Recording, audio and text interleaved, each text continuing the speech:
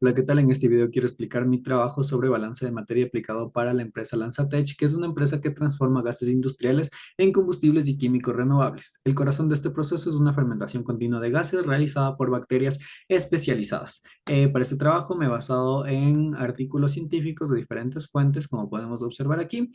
El proceso parte de gases residuales de altos hornos conocidos como gases BOF, que son ricos en monóxido de carbono, dióxido de carbono e hidrógeno molecular, que en lugar de liberarse a la atmósfera se aprovechan como una fuente de carbono. En esta figura 1 tenemos un esquema de la cadena de producción de etanol a partir de estos gases, donde pasan por diferentes procesos como recepción, compresión, fermentación y demás.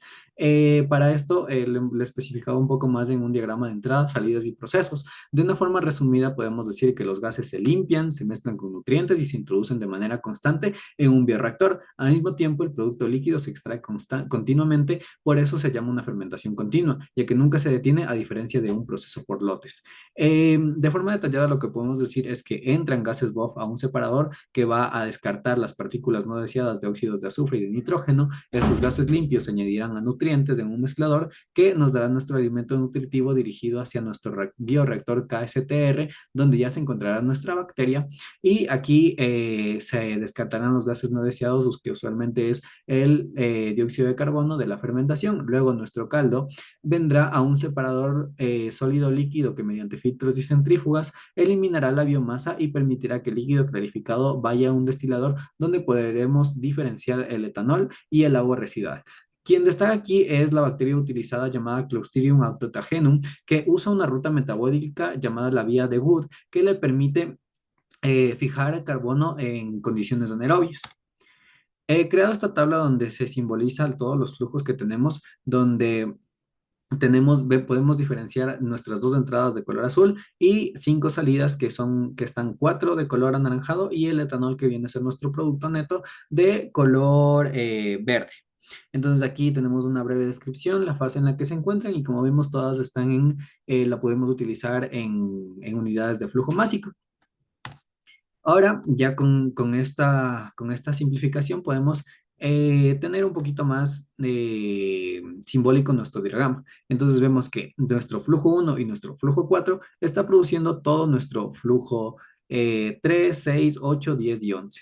De igual forma, pues, diferencialmente vemos que el flujo 1 produce el 2 y el 3, el flujo 2 más el 4 producen el 5, el flujo 5 produce el 7 y el 6, el 7 produce el 9 y el 8 y el 9 produce el 10 y el 11. Entonces, con esto nosotros podemos crear nuestras ecuaciones para hacer los balances integrales y diferenciales. Como dije, el proceso global sería la sumatoria de entradas, que es igual a la sumatoria de salidas, donde 1 y 4 vendría a ser igual a 3 más 6 más 8 más 10 y 11, que es lo mismo que dijimos antes. Y para las ecuaciones vendría a ser, como dije, el flujo 1 produce el flujo 2 y el flujo 3, y repetimos lo mismo con todo, teniendo así nuestras diferentes ecuaciones. Ahora, utilicé datos reportados por Lanzatech del año 2021, donde nos dice que el volumen de producción de etanol fue de 46.000 toneladas y el volumen de reducción de CO2 fue de 90.000 toneladas. Con estos datos podemos calcular hacer un cambio de unidades mediante factores de conversión, cambiando de toneladas por año a kilogramos por hora. Algo importante a destacar aquí es que tomaremos la reducción de CO2 de 90.000 toneladas, la vamos a tomar como que si fueran todos los gases BOF, ya que es el único reporte que se encontró. Entonces, vamos a también hacer unos pequeños supuestos para estos balances para los diferentes procesos que van a estar dentro de nuestro sistema. Por ejemplo, los nutrientes van a ser un 20% respecto al ingreso de nuestros gases. Las partículas no deseadas van a ser un 15% respecto a lo que ingresó de gases. Para los gases no aprovechados del reactor, se considerará un 85% de la eficiencia del reactor, es decir, un 15% son gases no aprovechados. Para la biomasa, tras la separación por los procesos del separador, un 20% será biomasa y en el destilador tomaremos una eficiencia del 71.59%, donde el etanol representará este porcentaje. Y también asumiremos que no existirá una acumulación. Ahora ya tenemos de una forma más esquemática y matemática todo lo que dije antes. Como podemos ver, el flujo 4 es un 20% respecto a nuestro flujo 1. Nuestro flujo 3, que son las impurezas, es un 0.15 respecto a nuestro flujo 1. ¿Cuál más? En el reactor, como vemos, la eficiencia del reactor es un 85% que está en respecto al flujo número 5. De igual forma, la complementariedad vendrá a ser lo restante, que son gases no aprovechados. En el separador, igual el 20% de la biomasa que mencionamos antes, y en el destilador, el 71,59% de que producirá el etanol. Entonces, mediante todo este esquema, podemos ya realizar nuestros cálculos.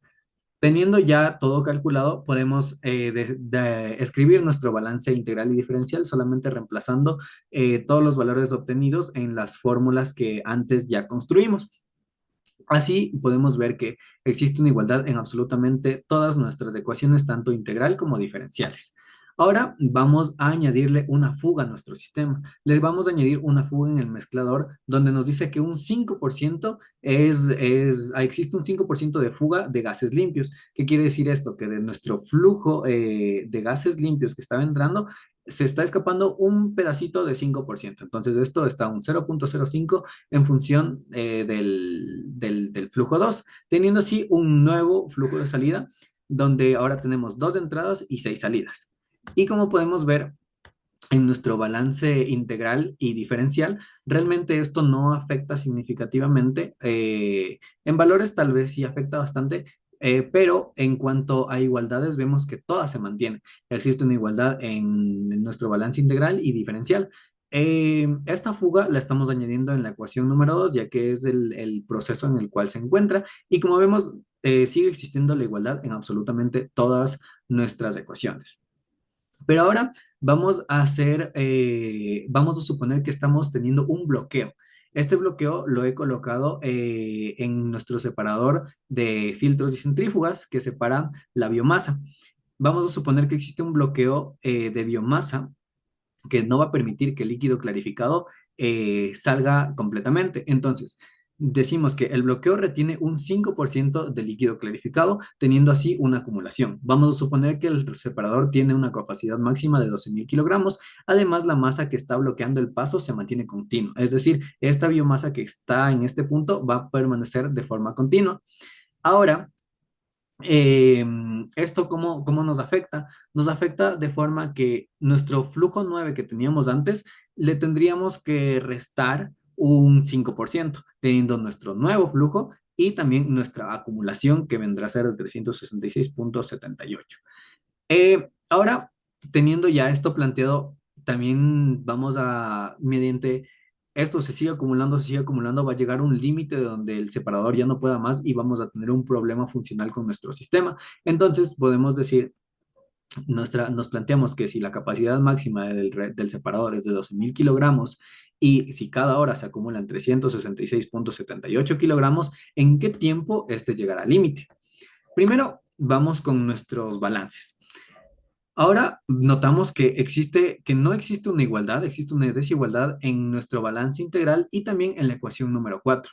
¿Por qué sucede esto? Justamente por la acumulación que está existiendo en el proceso de la separación. Entonces, tiene mucha coherencia de que no todo lo que está entrando está saliendo, ya que claramente nos está diciendo que una parte del líquido clarificado se está quedando dentro del separador. Entonces, esto afecta igual directamente a la ecuación que relaciona esa etapa de nuestro sistema. Y bueno, como podemos observar, todas las demás ecuaciones no se ven afectadas, pero el balance integral y la ecuación que tiene ese proceso sí se ven afectados. Pero ahora, ¿cuál es el tiempo en el que llegará al límite? Como dijimos, tenemos la capacidad máxima y la acumulación por hora. Esto lo relacionamos en cuanto al tiempo, se vendría relacionado en cuanto a la capacidad sobre la acumulación, dándonos un resultado de 32,72 horas. Esto con factores de conversión lo podemos transformar al tiempo real que va a ser, donde a 32 horas le restamos un día, quedando 8 horas con 72. Este 0,72 lo transformamos a minutos, igual nos queda un 0,2 minutos, también lo transformamos a segundos, y tenemos que el tiempo que tarda en llegar al límite es de un día con 8 horas, 43 minutos y 12 segundos. Muchas gracias.